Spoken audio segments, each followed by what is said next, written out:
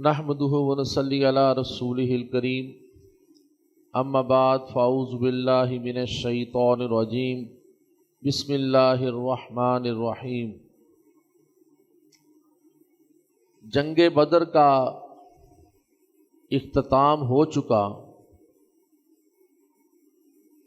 نبی پاک صلی اللہ علیہ وسلم مقتولین کے پاس کھڑے ہو کر، مقتولین کون سے؟ کفار مشرکین مکہ کے جو قتل ہوئے، تو ان کے لاشیں پڑے ہوئے تھے، تو ان کے پاس کھڑے ہو کر آپ نے کہا کہ تم میرا کتنا بڑا قبیلہ تھے، میرے بھائی تھے، اور مجھے اللہ نے تمہاری طرف رسول بنا کر بھیجا، لیکن افسوس صد افسوس تم لوگوں نے مجھے جھٹلایا، مجھے جھوٹا کہا، جبکہ اوروں نے میری تصدیق کی۔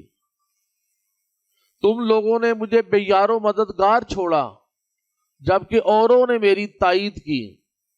تم لوگوں نے مجھے سرزمین مکہ سے نکالا، جبکہ اوروں نے مجھے پناہ دی۔ تو نبی پاک صلی اللہ علیہ وسلم کا ایک کہ آپ صلی اللہ علیہ وسلم جب بھی کسی جنگ میں جاتے تو فتح کے بعد پر قیام کرتے، 3 دن تک وہاں پر قیام کرتے۔ تو 3 دن کے بعد جب آپ صلی اللہ علیہ وسلم وہاں سے روانہ ہونے لگے تو بدر کے کنویں میں جو کفار مکہ کو وہاں پر ان کے لاشیں پھینکے گئے تھے، اس کنویں کے پاس کھڑے ہو کر صحابہ کرام کی موجودگی میں آپ نے خطاب کیا، اور باقاعدہ نام لے کر کہ فلاں ابن فلاں، فلاں ابن فلاں، کہ تم لوگوں نے مجھے جھٹلایا، تم لوگوں نے حق کو تسلیم نہ کیا بلکہ سرکشی کی، باطل کا ساتھ دیا۔ تو آپ جب یہ فرما رہے تھے تو صحابہ کرام نے پوچھا، اے اللہ کے رسول صلی اللہ علیہ وسلم، یہ تو مر چکے ہیں، ان کے اندر تو اب روح بھی نہیں ہے، یہ کیسے سنتے ہیں؟ تو آپ صلی اللہ علیہ وسلم نے فرمایا، یہ اسی طرح سنتے ہیں جس طرح تم لوگ سن رہے ہو، تاہم یہ بول نہیں سکتے، اس کا جواب نہیں دے سکتے۔ مدینہ میں فتوحات کی جو خبر پہنچی وہ کچھ اس طرح تھی کہ پہلے تو آپ کو پتا ہے کہ مدینہ کے اندر منافقین بھی موجود ہیں، یہودی بھی موجود ہیں، مشرکین بھی موجود ہیں۔ تو وہ مسلمانوں کے تو دوست نہیں تھے، دشمن تھے، لہذا وہ غلط قسم کی خبریں پھیلاتے رہے کہ محمد صلی اللہ علیہ وسلم نعوذ باللہ قتل ہو چکے ہیں، مسلمان جنگ ہار چکے ہیں۔ تاہم نبی پاک صلی اللہ علیہ وسلم نے فتح کے بعد وہاں سے 2 صحابہ کو روانہ کیا کہ جو جا کر مدینے میں فتح مبین کی خبر دیں۔ مدینے کے 2 حصے تھے، ایک اس کا دہی حصہ یعنی مضافاتی علاقے، اور ایک اس کا شہر والا حصہ۔ تو مضافاتی علاقوں میں نبی پاک صلی اللہ علیہ وسلم نے حضرت عبداللہ بن رواحہ رضی اللہ تعالی عنہ ان کو بھیجا کہ جا کر فتح کی خبر دے لوگوں کو، اور شہر کے علاقے میں حضرت زید بن حارثہ رضی اللہ تعالیٰ عنہ کو بھیجا اپنی اونٹنی قصوہ کے ساتھ، یعنی قصوہ آپ کی اونٹنی کا نام تھا۔ یہ وہی اونٹنی ہے جو جب مکہ میں، جب مدینہ میں نبی صلی اللہ علیہ وسلم ہجرت کر کے آئے تو اس اونٹنی کو چھوڑ دیا گیا کہ نبی صلی اللہ علیہ وسلم اس کے گھر ٹھہریں گے، اس کو میزباں بنائیں گے، اس کے گھر مہمان بنیں گے جس گھر کے سامنے یہ اونٹنی بیٹھے گی۔ تو یہ وہی قصبہ اونٹنی ہے، اس کے اوپر بیٹھ کر زید بن حارثہ جو ہیں وہ مدینہ میں آتے ہیں خبر دینے کے لیے کہ وہاں پر جو ہے نا فتح مبین ہو چکی ہے، مسلمان فتح پا چکے ہیں۔ جب مدینہ میں پہنچے تو وہاں پر افواہیں تو پہلے ہی بہت زیادہ گردش کر رہی تھیں۔ تو یہودیوں نے جب دیکھا کہ زید بن حارثہ جو ہیں وہ نبی صلی اللہ علیہ وسلم کی اونٹنی پر آ رہے ہیں، تو انہوں نے دہائی دینا شروع کر دی کہ دیکھو ہم نے نہیں کہا تھا کہ محمد صلی اللہ علیہ وسلم قتل ہو چکے ہیں، لہذا اس کی اونٹنی جو ہے اس کے اوپر زید بن حارثہ اطلاع کرنے کے لیے آ رہے ہیں۔ تو بہرحال اس طرح کی جو افواہیں جو تھی وہ مدینہ میں پھیلی ہوئی تھی، لیکن اس کے ساتھ ایک واقعہ یہ بھی رونما ہوا کہ جب زید بن حارثہ رضی اللہ تعالیٰ عنہ فتح کی خبر لے کر مدینہ میں پہنچتے ہیں تو نبی پاک صلی اللہ علیہ وسلم کی بیٹی حضرت رقیہ رضی اللہ تعالیٰ عنہا، جن کی شادی حضرت عثمان غنی رضی اللہ تعالیٰ عنہ کے ساتھ ہوئی تھی، تو وہ چونکہ بیمار تھی اور نبی پاک صلی اللہ علیہ وسلم نے حضرت عثمان غنی کو جنگ پر بھی ساتھ لے کر نہیں گئے تھے، بلکہ ان کو تاکید کی تھی کہ آپ رقیہ کے پاس ہی ٹھہریں اور اس کی تیمارداری کریں، اور اسامہ بن زید کو بھی پیچھے ہی ٹھہرایا تھا کہ آپ بھی وہاں پر ہی رہیں۔ لیکن جب یہ خبر پہنچتی ہے تو وہ تقریباً وہ وقت تھا کہ جب حضرت رقیہ وفات پا چکی تھی اور ان کو دفن کر کے ان کی قبر کی مٹی برابر کی جا رہی تھی جب یہ خبر پہنچی۔ تو ایک غمزدہ خبر بھی تھی اور اس کے ساتھ ایک خوشی کی خبر بھی وہاں پر پہنچ گئی۔ تو یہ خبر پہنچنے کے بعد نبی محمد صلی اللہ علیہ وسلم چونکہ میدان بدر سے مدینے کی طرف روانہ ہو چکے ہوئے تھے، تو ایک مسئلہ جو ہے نا وہ مال غنیمت کا آیا کہ جب جنگ ہوتی ہے تو ایک فریق جب ہار جاتا ہے تو ظاہر ہے اس کا ساز و سامان وہاں پر ہی پڑا ہوتا ہے، وہ تو خود بھاگ جاتا ہے۔ ساز و سامان میں بہت ساری چیزیں آتی ہیں، کھانے پینے کا سامان آتا ہے، گھوڑے اور اونٹ آتے ہیں، اور اسلحہ آتا ہے، یعنی یہ تلواریں، زرہ بختر، اس طرح کی چیزیں جو ہیں یہ وہاں پر جو ہے نا وہ موجود ہوتی ہیں۔ تو جب مسلمانوں کو فتح ہوتی ہے بدر کے میدان میں تو صحابہ کرام کا جو گروہ ہے وہ 3 حصوں میں تقسیم ہو جاتا، یعنی ایک نے تو فوراً یہ کام کیا کہ جب دشمن بھاگ رہا تھا تو انہوں نے ان کا مال غنیمت اکٹھا کرنا شروع کر دیا، مال و اسباب اکٹھا کرنا شروع کر دیا۔ ایک گروہ وہ تھا جو کہ ان کا پیچھا کر رہا تھا، انہیں مارنے کے لیے اور انہیں گرفتار کرنے کے لیے ان کا پیچھا کر رہا تھا، اور تیسرا گروہ وہ تھا صحابہ کا جو نبی پاک صلی اللہ علیہ وسلم کے ارد گرد تھا کہ کہیں کو کافر پلٹ کر رسول اللہ صلی اللہ علیہ وسلم کو کوئی گزند نہ پہنچائیں، کوئی نقصان نہ پہنچائیں۔ اب جب جنگ مکمل طور پر ختم ہوئی تو وہاں پر ایک تنازع سا کھڑا ہو گیا کہ جنہوں نے مال غنیمت اکٹھا کیا تھا وہ کہنے لگے یہ تو سارا ہمارا ہے، جبکہ دوسرا گروہ جو تھا اس نے کہا ہم تو ان کا پیچھا کر کے ان کو گرفتار کر رہے تھے، ان کو مار رہے تھے، تو اس مال غنیمت میں تو ہمارا بھی حصہ ہونا چاہیے۔ اور تیسرا گروہ جو نبی پاک صلی اللہ علیہ وسلم کی حفاظت میں مامور تھا تو اس نے کہا کہ اس مال غنیمت میں ہمارا بھی حصہ ہونا چاہیے۔ تو جب یہ تنازع بڑھا تو نبی پاک صلی اللہ علیہ وسلم نے کہا کہ سارا مال غنیمت جو ہے وہ میرے پاس جمع کر دیا جائے تاکہ میں اس کا فیصلہ کروں۔ تو پھر اللہ تعالیٰ نے ایک آیت بھی اتار دی نبی پاک صلی اللہ علیہ وسلم کہ مال غنیمت کو آئندہ سے کس طرح بانٹا جائے گا۔ مال غنیمت کے 5 حصے بنتے تھے، خمس یعنی 5واں حصہ جو ہے وہ رسول اللہ صلی اللہ علیہ وسلم کا ہوا کرے گا، اور باقی 4 حصے جو ہیں تمام صحابہ میں برابر تقسیم کر دیے جائیں۔ تو یہ ہمیشہ کے لیے یہ مسئلہ بھی حل ہو گیا اور مال غنیمت بھی تقسیم ہو گیا۔ یہ جو خمس ہوتا تھا، جو نبی پاک صلی اللہ علیہ وسلم پوری جنگ کا جو مال غنیمت جمع ہوتا تھا اس کا 5واں حصہ نبی پاک صلی اللہ علیہ وسلم جو لیتے تھے یہ اپنے ذاتی مصرف میں نہیں رکھتے تھے، بلکہ آپ کو یاد ہوگا کہ اس کا بیشتر حصہ کس کے اوپر لگتا تھا؟ اصحاب صفا پر، یعنی وہ صحاب جو نبی پاک صلی اللہ علیہ وسلم کی خدمت میں حاضر تھے، دور دراز سے آتے تھے، تعلیم کے لیے مسلمان ہو جاتے تھے۔ اب ان کا نہ کوئی گھر بار تھا، وہ رہتے بھی مسجد میں تھے، اسی چبوترے پر جو اصحاب صفا کے لیے بنایا گیا تھا۔ تو اب ان کا کھانا پینا، ان کا پہننا، تو وہ جو ہے نا وہ مال و اسباب ان کے اوپر لگتا تھا، یا پھر نادار جو یتیم اور غریب جو مسلمان تھے ان کے بچوں کے اوپر، ان کی بیواؤں کے اوپر جو ہے نا یہ مال و اسباب لگتا تھا۔ اب مدینے کی طرف جب لشکر جو ہے وہ رواں دواں ہے، ابھی راستے میں ہی ہے، تو جو قیدی بنے تھے کفار کے، ان کے متعلق بھی جو ہے وہ نبی پاک صلی اللہ علیہ وسلم نے اس میں سے 2 قیدیوں کو راستے میں ہی قتل کرنے کا حکم دے دیا، کیونکہ نبی پاک صلی اللہ علیہ وسلم کو باقاعدہ تائید حاصل تھی حضرت جبرائیل علیہ السلام سے، جو اللہ تعالیٰ کے پیغامات لے کر ان کے پاس پہنچتے تھے۔ آپ نے پیچھے بھی گاہے بگاہے دیکھا کہ کس طرح اللہ تعالیٰ جو ہے، اللہ سبحانہ تعالیٰ نبی پاک صلی اللہ علیہ وسلم کی مدد فرما رہے ہیں، ٹھیک ہے، کس طرح فرشتے جو ہیں 1000 فرشتے جنگ بدر میں نبی پاک صلی اللہ علیہ وسلم کی یہ اتارے۔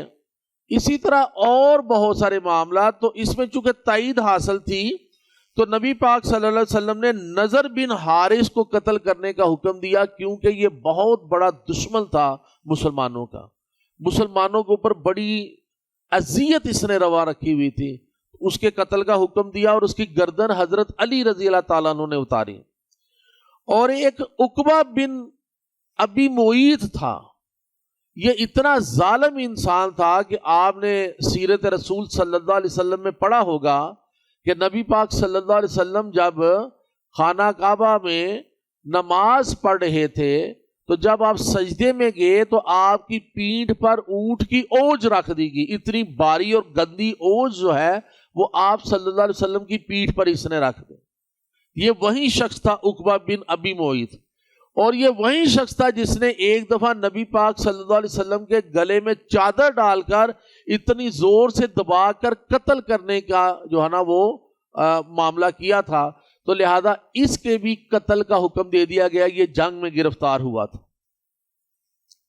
اب جب مدینہ میں خبر پہنچ چکی ہے کہ مسلمان جو ہے وہ فتح حاصل کر چکے ہیں، تو مدینہ سے خواتین بھی جو ہیں اور مرد حضرات بھی اور مضافاتی علاقوں سے بھی بہت سارے لوگ جو ہے نا وہ تہنیت کے لیے، مبارکباد کے لیے جو ہے نا وہ بدر کی طرف جو ہے نا مدینے سے باہر نکل کر روانہ ہو رہے ہیں کہ ہم مسلمانوں کا استقبال راستے میں کریں گے اور ان کو مبارکباد دیں گے۔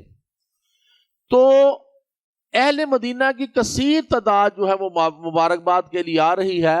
ایون عبداللہ ابن ابی جو رئیس المنافقین تھا، ابھی تک کافر ہی تھا، ابھی تک اس نے اسلام قبول نہیں کیا ہوا تھا، لیکن جب جنگ بدر کا یہ معاملہ ہوا، مسلمانوں نے فتح حاصل کی، تو اس نے بھی یہی جانا کہ میرے لیے اب یہی بہتر ہے کہ میں اسلام قبول کر لوں، جھوٹا اسلام۔ تو اس نے بھی اس موقع پر نبی پاک صلی اللہ علیہ وسلم کے ہاتھ پر جو ہے نا وہ اسلام قبول کر لیا اپنے بہت سارے ساتھیوں کے ساتھ۔ لہذا ایک بہت بڑا ٹولہ جو منافقین کا تھا وہ مسلمانوں کی صف میں شامل ہو گیا۔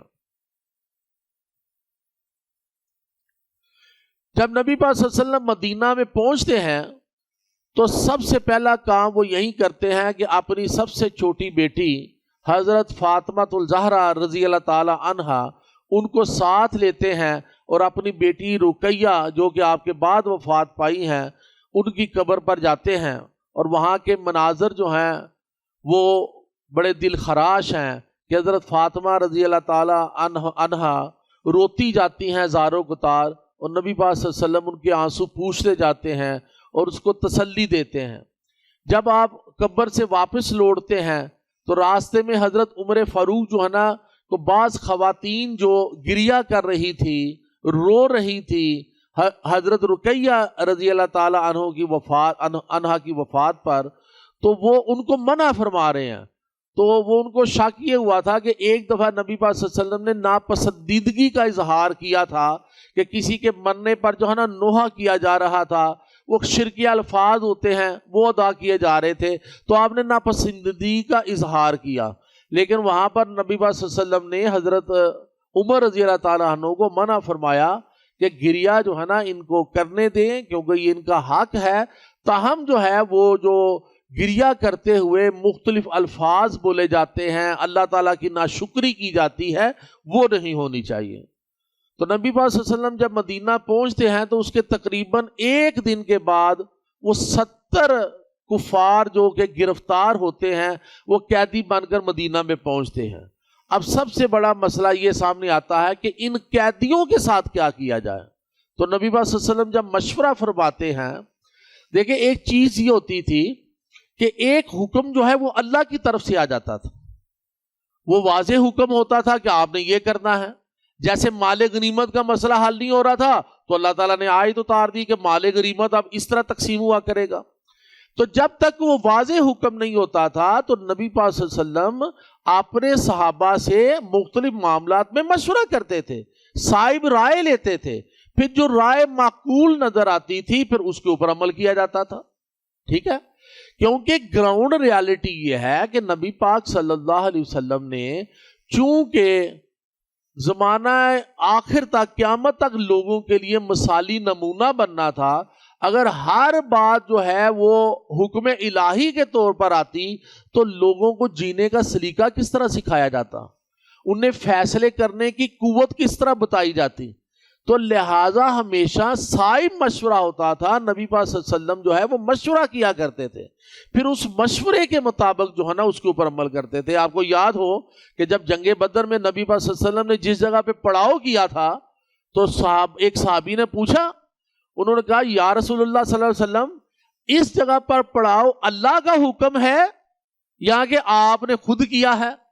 تو انہوں نے کہا نہیں، اللہ کا حکم نہیں ہے، میں نے ہی یہاں پہ پڑاؤ کیا ہے. تو پھر انہوں نے مشورہ دیا، انہوں نے کہا اللہ کے رسول اگر ہم آخری کنویں تک جا کر پڑاؤ کریں تو پانی کے اوپر جو ہے وہ کفار کا قبضہ نہیں ہو سکے گا، اور جو آخری کنویں کی طرف آئیں گے وہاں پر بھی ہمارا قبضہ ہوگا.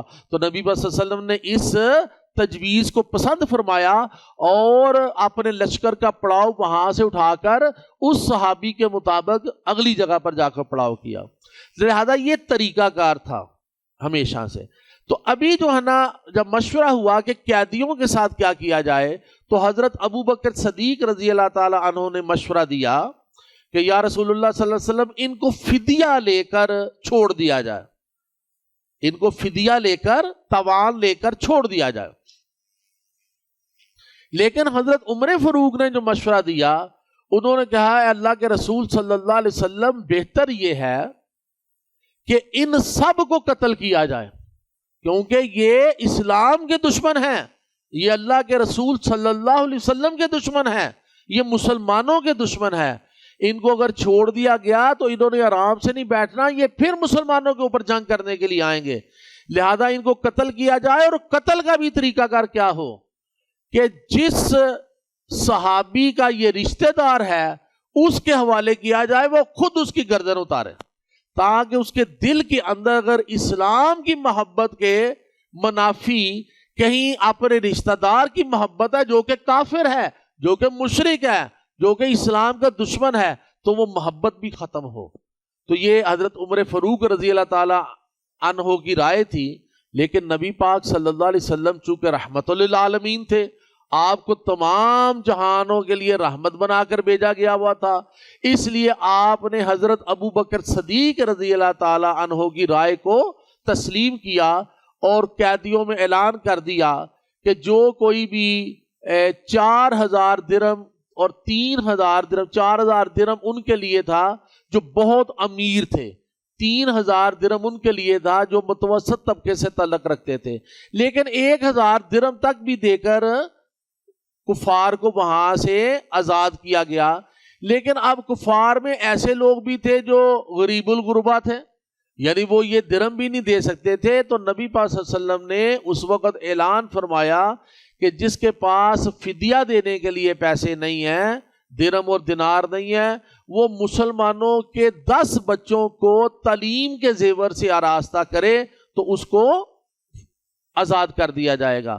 تو اس سے اسلام کے اوائل میں ہی تعلیم کی اہمیت نظر آتی ہے کہ لکھنا پڑھنا کتنا اہم تھا کہ اللہ کے رسول صلی اللہ علیہ وسلم نے کافروں کو آزاد صرف اس بنیاد پہ کیا کہ جو مسلمان بچوں کو لکھنا پڑھنا سکھا دے. حضرت زید بن ثابت جو ہیں انہوں نے لکھنا پڑھنا بھی اسی طرح سیکھا تھا. اس وقت وہ بچے تھے تو انہوں نے لکھنا پڑھنا اسی طرح سیکھا تھا. تو بہرحال قید میں جو بڑے بڑے لوگ آئے ان میں قیدیوں کے ساتھ ایک نبی پاک صلی اللہ علیہ وسلم نے اور بڑا رحم والا معاملہ کیا کہ صحابہ کرام کے حوالے کیا قیدیوں کو اور ساتھ ان کو کہا کہ ان کے ساتھ حسن سلوک کرنا، اچھا سلوک کرنا۔ قیدیوں کے پاس کپڑے نہیں تھے، ظاہر زرہ بختر پہنی ہوئی تھی انہوں نے، کپڑے پھٹ گئے ہوئے تھے، تو سب سے پہلے نبی پاک صلی اللہ علیہ وسلم نے ان کے لیے کپڑوں کا اہتمام کیا۔ چونکہ آپ کے خود کے چچا حضرت عباس جو ہیں وہ بھی گرفتار ہو کر آئے تھے، کہ آپ کے علم میں ہے کہ بنی ہاشم تو جنگ کے لیے نہیں آنا چاہتا تھا، جو کہ نبی پاک صلی اللہ علیہ وسلم کا اپنا خاندان تھا، لیکن ابو جہل ان کو زبردستی لے کر آیا ہوا تھا، چونکہ مکے میں رہتے تھے اور مکے والوں کی اور اس کے حکمرانوں کی مرضی سے ہی معاملہ ہونا تھا۔ لہذا آپ کو جب گرفتار کیا گیا تو آپ کا ماشاءاللہ قد بہت اونچا تھا، تو پورے مدینے میں کسی کا کرتا آپ کو پورا نہیں آتا تھا، تو عبداللہ ابن ابی جو رئیس المنافقین تھا وہ بڑے اونچے قد کا تھا، تو اس نے اپنا کرتا پیش کیا جو حضرت عباس رضی اللہ تعالیٰ عنہ کو پورا آیا۔ حضرت عباس نے بعد میں اسلام قبول کر لیا تھا۔ تو ایک واقعہ آتا ہے کہ جب رئیس المنافقین عبداللہ ابن ابی جب فوت ہوا ہے تو اس کو نبی پاک صلی اللہ علیہ وسلم نے قبر میں خود اتارا اور اپنا کرتا اس کو پہنایا، یعنی جب قبر میں اتارا تو اپنا کرتا اس کو پہنایا۔ اصل میں وہ احسان کا بدلہ اتارا جا رہا تھا جو اس نے اس وقت آپ کے چچا حضرت عباس پہ کیا تھا۔ بہرحال واپس آتے ہیں کہ جو گرفتار ہوئے بڑے بڑے روسا اور سردار، ان کو فدیہ دے کر ان کے عزیز و اقارب آ کر چھڑوا رہے تھے، تو حضرت عباس کو جن انصاری صحابہ نے گرفتار کیا ہوا تھا وہ لے کر آئے اور فرمانے لگے اللہ کے رسول صلی اللہ علیہ وسلم اگر آپ اجازت دیں تو ہم اپنی بیٹی کے اس بیٹے کو بغیر فدیہ کے آزاد کر دیں۔ اب انہوں نے اپنی بیٹی کا بیٹا کیوں کہا؟ دراصل حضرت عباس کی جو دادی تھی وہ مدینہ سے تھی، حضرت سلمہ وہ مدینہ سے تھی، لہذا ان کے ساتھ رشتہ داری بھی تھی، تو انہوں نے کہا کہ ہم ان کو اس طرح آزاد کر دیں، لیکن نبی پاک صلی اللہ علیہ وسلم نے فرمایا کہ نہیں، عباس چونکہ بہت امیر ہیں لہذا یہ اپنا فدیہ دے۔ تو حضرت عباس کو نبی صلی اللہ علیہ وسلم نے فرمایا کہ چچا آپ تو بہت امیر ہیں، آپ کو چاہیے کہ آپ اپنا فدیہ بھی دیں اور آپ کے جو بھتیجے گرفتار ہوئے ہیں ان کا بھی فدیہ دیں اور آزاد ہو جائیں۔ تو حضرت عباس نے انکاری ہوئے کہ میرے پاس تو کوئی مال نہیں ہے۔ تو نبی پاک صلی اللہ علیہ وسلم نے فرمایا اے چچا، میری چچی ام الفضل کے پاس آپ نے جو اپنا مال رکھا ہوا ہے اس کے متعلق کیا خیال ہے آپ کا؟ وہی مال جس کے متعلق آپ نے اپنی زوجہ یعنی میری چچی ام الفضل کو نصیحت کی ہوئی ہے، وصیت کی ہوئی ہے کہ اگر میں جنگ میں مارا جاؤں تو میرے یہ مال کو کس طرح بانٹنا ہے اور کس کو کتنا حصہ دینا ہے۔ تو حضرت عباس چونک گئے، انہوں نے کہا اے اللہ کے رسول صلی اللہ علیہ وسلم، مجھے تو یقین آ گیا کہ آپ اللہ کے سچے رسول ہیں، کیونکہ یہ تو ایک راز تھا میرا اور میری بیوی کے درمیان، اس کو تو کوئی دوسرا جانتا ہی نہیں تھا، آپ کو کیسے معلوم ہوا؟ تو آپ صلی اللہ علیہ وسلم نے فرمایا کہ مجھے حضرت جبرائیل علیہ السلام نے اس کے متعلق خبر دی تھی۔ تو اس طرح حضرت عباس نے اپنا فدیہ دیا اور آزاد ہوئے۔ تو انہی قیدیوں میں نبی پاک صلی اللہ علیہ وسلم کے داماد ابو العاص بھی جو ہے وہ گرفتار ہوئے۔ میں نے کہا تھا نا کہ دیکھیں داماد بھی لڑنے کے لیے آ گیا، اتنا پریشر تھا، اتنا دباؤ تھا مکہ میں کہ ہم نے جو ہے وہ لڑنے کے لیے جانا ہے، تو آپ کے داماد بھی لڑنے کے لیے آئے ہوئے تھے۔ قبیلہ تھا نا، تو قبیلے میں اپنی مرضی نہیں چلتی، قبیلے کا جو بڑا فیصلہ کرتا ہے اس کے مطابق چلنا ہوتا ہے۔ تو ابو العاص بھی گرفتار ہوئے اور ان کے فدیے کے لیے آپ کی بیٹی جو کہ مکہ میں بیٹھی ہوئی تھی حضرت زینب، تو انہوں نے کچھ دینار اور اپنا گلے کا ہار جو ہے نا وہ بھیجا۔ تو جب وہ نبی پاک صلی اللہ علیہ وسلم کے پاس پہنچا تو آپ کی نظر جب اس ہار پر پڑی تو آپ کے چہرے کا رنگ جو ہے وہ متغیر ہو گیا اور आंसुओं की लड़ी जो है वो जारी हो गई कि ये वो हार था जो आपकी जोजा मोहतरमा हजरत खतीजा रजी अल्लाह ताला अन्हा ने शादी के मौका पर हजरत ज़ैनब को तोहफतल दिया था।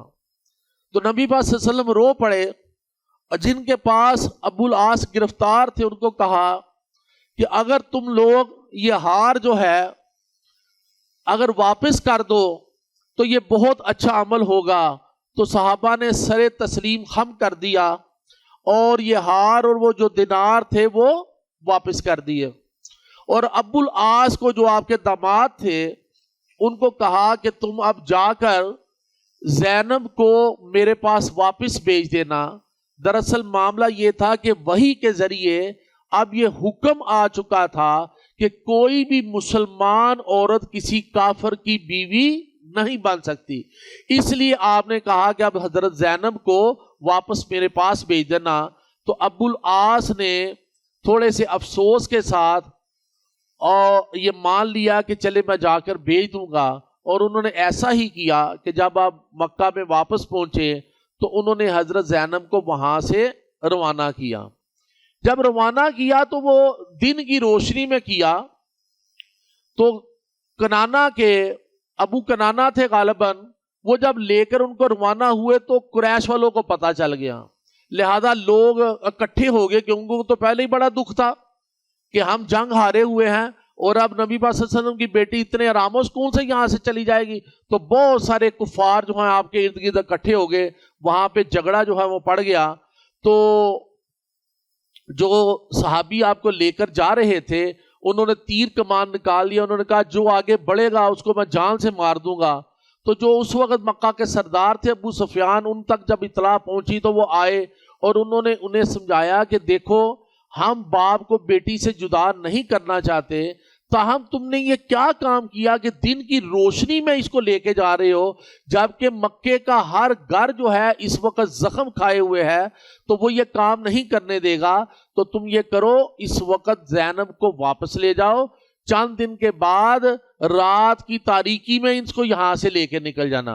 तो खैर उन्होंने ये तजवीज़ मान ली और चंद दिन के बाद रात की तारीकी में हजरत ज़ैनब को लेकर निकले और आगे जो है वो ज़ैद बिन हारसा इंतजार कर रहे थे, वो हजरत ज़ैनब को लेकर जो है वो मक्का पहुंच गए। तो अबुल आस जो है अब वो अकेले रह गए। तो एक बाद में रवायत में आता है कि जब वो अपना मालो असबाब लेकर एक तजारती काफिले में गए तो मुसलमान सिपाह के हाथों गिरफ्तार हो गए और उनको मालो असबाब समेत जो है वो मक्का में लाया गया। तो वहां पर आकर उन्होंने इस्लाम कबूल कर लिया और इस तरह वो भी आजाद हो गए। दूसरे जो थे कैदियों में हजरत नौफल भी थे, हजरत अली रजी अल्लाह ताला अन्हु के भाई अकील भी थे, ठीक है ना, उनके जो भाई अकील जो थे वो भी उसमें मौजूद थे। एक सुहेल बिन अमरो भी जो है ना वो गिरफ्तार हुआ और ये बड़ा फसीहुल लिसान था, यानी उसको बहुत अच्छा मुकर्रर था, उसकी लैंग्वेज बहुत अच्छी थी और वो क्या किया करता था कि मक्का में जगह जगह पे खड़े होकर तकरीरें किया करता था और लोग उसकी बात सुनते थे और वो इस्लाम के खिलाफ, नबी पाक सल्लल्लाहु अलैहि वसल्लम के खिलाफ तकरीरें करता था। तो हजरत उमर रजी अल्लाह ताला ने जब उसे देखा तो नबी पाक सल्लल्लाहु अलैहि वसल्लम से इजाजत मांगी, या रसूलुल्लाह सल्लल्लाहु अलैहि वसल्लम मुझे इजाजत दे तो इसके नीचे वाले दो दांत मैं तोड़ दूं ताकि ये फिर उस तरह की जुबान दराजी ना कर सके, थथला हो जाएगा, हवा जब उधर से निकल जाएगी तो अल्फाज सही अदा नहीं होंगे। लेकिन नबी पाक सल्लल्लाहु अलैहि वसल्लम चूंकि रहमतुल लिल आलमीन थे, आपने ये पसंद नहीं फरमाया और आपने इजाजत नहीं दी। उमैया बिन खल्फ का एक भाई था। उमैया बिन खल्फ आपको पता है कि बहुत बड़ा सरदार था और बहुत बड़ा दुश्मन था मुसलमानों का, और ये भी मक्का ये जंग बदर में जो है वो कत्ल हुआ। तो उसका भाई उसको छुड़ाने के लिए आया और नबी पाक सल्लल्लाहु अलैहि वसल्लम की खिदमत में पेश हुआ, फिदिया वगैरह अदा किया और अपना बेटा, उसका उमैया बिन खल्फ का जो भाई था उसका बेटा गिरफ्तार था, वो बेटे को छुड़ाने के लिए आया वहां पर। تو بیٹے کو جب چھڑایا تو ویسے تو جتنے بھی لوگ فدیہ دینے کے لیے آ رہے تھے وہ بڑی عزت و تکریم سے پیش ہو رہے تھے نبی پاک صلی اللہ علیہ وسلم کے ساتھ، لیکن یہ واحد شخص تھا جو بڑا بدتمیزی سے پیش آیا اور اس نے کہا کہ محمد میں ایک گھوڑا تیار کر رہا ہوں جس کا نام اون ہے، اور اس کو میں توانا کر رہا ہوں، جب صحیح طرح توانا ہو جائے گا اس کے اوپر بیٹھ کر میں آؤں گا اور نعوذ باللہ تمہیں قتل کروں گا۔ تو نبی پاک صلی اللہ علیہ وسلم نے فرمایا کہ ایسا نہیں ہوگا، انشاءاللہ تم ہی میرے ہاتھوں سے قتل ہوگے۔ تو بہرحال یہ والا معاملہ تھا کہ یہ جنگ بدر کے جو قیدی تھے ان کے ساتھ بہت اچھا سلوک روا رکھا گیا۔ ایک واقعہ یہ بھی آتا ہے، ابو عزیر جو کہ حضرت مصعب بن عمیر کے بھائی تھے، یہ بھی گرفتار ہوئے۔ مصعب بن عمیر چونکہ صحابی بن چکے تھے، مسلمان ہو چکے تھے، یہ بھی گرفتار ہوئے۔ یہ اپنا واقعہ بیان کرتے ہیں کہ میں حیران ہوا کہ میں قیدی ہوں، جب کھانا آتا ہے تو اس میں روٹیاں ہوتی ہیں اور کھجوریں ہوتی ہیں، لیکن یہ ہے کہ کھجوریں صحابہ خود کھا رہے ہیں اور مجھے باقاعدہ روٹی پیش کر رہے ہیں، اور روٹی اتنی کم ہوتی تھی کہ صرف میرے لیے ہی وہ کافی ہوتی تھی۔ تو میں بارہا دفعہ انہیں واپس کرتا تھا کہ آپ لوگ کھائیں، لیکن وہ کہتے تھے کہ نہیں، نبی پاک صلی اللہ علیہ وسلم کا حکم ہے کہ قیدیوں کے ساتھ اچھا سلوک کرنا ہے۔ دراصل مدینہ جو تھا نا وہ مرکز تھا کھجوروں کا۔ آج بھی جب آپ حج اور عمرے پر جاتے ہیں تو لوگ جو خریداری کرتے ہیں کھجوروں کی وہ مدینہ سے کرتے ہیں۔ مسجد نبوی کے ایک دوسری سائڈ پر بہت بڑا بازار ہے جہاں پر کھجوریں جو ہر قسم کی اویلیبل ہوتی ہیں، تو آج بھی وہ کھجوروں کی بہت بڑی منڈی ہے۔ اس زمانے میں بھی تھی کیونکہ وہاں پر مدینہ میں کھجوروں کے درخت ہی بے شمار تھے، اور پتہ نا جو یہودی یہاں پر آ کر بسے تھے تو ان کو کیا بشارت تھی کہ کھجوروں والی سرزمین پر نبی پاک صلی اللہ علیہ وسلم آئیں گے ہجرت کر کے، تو اس لیے وہ وہاں پر بہت سارے یہودی اس لیے بھی آئے تھے، آ کر وہاں پر بسے تھے۔ تو کھجور چونکہ اتنی وافر مقدار میں ہوتی تھی مدینے میں تو اس کی حیثیت ہی کچھ نہیں تھی، وہ بہت سستی تھی، اس لیے وہ عام چونکہ میسر تھی، اس لیے صحابہ کرام اسی کو کھا کر اپنا گزارا کر رہے تھے۔ روٹی بڑی مہنگی تھی، وہ گندم سے بنتی تھی تو وہ بہت مہنگی تھی، تو وہ جو ہے نا وہ پیش کرتے تھے قیدیوں کو۔ تو اس طرح کا حسن سلوک کیا جا رہا تھا قیدیوں کے ساتھ، اور یہ ایک مثال بن گئی پوری دنیا کے لیے۔ آج کی جو بڑی مہذب دنیا ہے، آج وہ چارٹر جو بنا رہے ہیں قیدیوں کا، اس کے ذریعے اصول وہ وہاں سے لے رہے ہیں کہ قیدیوں کے ساتھ کس طرح کا سلوک کرنا ہے۔ وما علینا الا البلاغ المبین۔ نبی پاک صلی اللہ علیہ وسلم جب نماز پڑھ رہے تھے تو آپ کی پیٹھ پر اونٹ کی اوج جس نے رکھی اس کا نام کیا تھا؟ اس خبیث کا کیا نام تھا جسے پھر جنگ بدر میں قتل کیا گیا؟ عقبہ بن معیط۔ ہاں، عقبہ بن ابی معیط۔ جواب درست ہے، ابھی تالیاں بجا دیں۔ جنگ بدر کا جب اختتام ہوا تو فتح مبین کی خبر دینے کے لیے کتنے صحابہ کو مدینہ کی طرف بھیجا گیا؟ دو۔ جواب درست ہے بھائی، ان دو کے نام بتا دیجئے ابھی۔ حضرت عبداللہ بن عمر، ہاں، حضرت عبداللہ بن عبر، رواحہ، اور حضرت زید بن حارثہ۔ زید بن حارثہ۔ جواب درست ہے بھائی۔ نبی پاک صلی اللہ علیہ وسلم نے جنگ بدر میں جو قید ہوئے ان میں سے کتنوں کا قتل کرنے کا خود حکم دیا؟ دو کا۔ جواب درست ہے بھائی۔ جب جنگ بدر کے لیے مسلمان مدینہ سے روانہ ہوئے تو نبی پاک صلی اللہ علیہ وسلم نے کس صحابی کو پیچھے چھوڑا؟ کیونکہ آپ کی بیٹی بیمار ہے اور اس کی تیمارداری کرنی ہے۔ عثمان غنی۔ ہاں، حضرت عثمان غنی رضی اللہ تعالیٰ عنہ کو نبی پاک صلی اللہ علیہ وسلم جب جنگ میں فتح حاصل کرتے تو اس مقام پر کتنے دن کے لیے قیام کرتے تھے؟ 3 دن۔ 3 دن۔ جواب درست ہے بھائی۔ اور اس کا بھی ایک مقصد ہوتا تھا، یاد رکھ لیجئے، نبی پاک صلی اللہ علیہ وسلم کے ہر کام کا ایک مقصد تھا، اس کے پیچھے ایک پوری سائنس ہوتی تھی۔ 3 دن وہاں پر قیام کا مطلب یہ تھا کہ ہم نے مکمل فتح حاصل کی ہے، اور 3 دن تک یہاں پہ انتظار کیا، کوئی ہمارے مقابلے پہ دوبارہ نہیں آیا۔ جو کفار فدیہ ادا نہیں کر سکتے تھے ان کو آزاد کرنے کے لیے نبی پاک صلی اللہ علیہ وسلم نے کیا شرط رکھی؟ کہ وہ 10 بچوں کو تعلیم سکھائیں گے۔ 10 مسلمان بچوں کو تعلیم کے زیور سے آراستہ کریں۔ مال غنیمت میں पांचवा हिस्सा यानी खुमस कौन वसूल करता था? हजरत मोहम्मद सल्लल्लाहु अलैहि वसल्लम। हजरत मोहम्मद सल्लल्लाहु अलैहि वसल्लम। जवाब दुरुस्त है जी। अगरचे ये खुमस पांचवा हिस्सा नबी पाक सल्लल्लाहु अलैहि वसल्लम का था, लेकिन आप कभी अपने पास माल नहीं रखते थे। जब भी कभी कोई माले गनीमत में कोई चीज आती तो रात पड़ने नहीं देते थे, उससे पहले पहले सारा तकसीम कर देते थे। ठीक है ना? तो ये माले गनीमत किन लोगों पर नबी पाक सल्लल्लाहु अलैहि वसल्लम इस्तेमाल करते थे? अपना हिस्सा खुमस जो है, असहाबे सुफा। हाँ, असहाबे सुफा और नादार और गरीब लोगों पर। बिल्कुल जवाब दुरुस्त है भाई।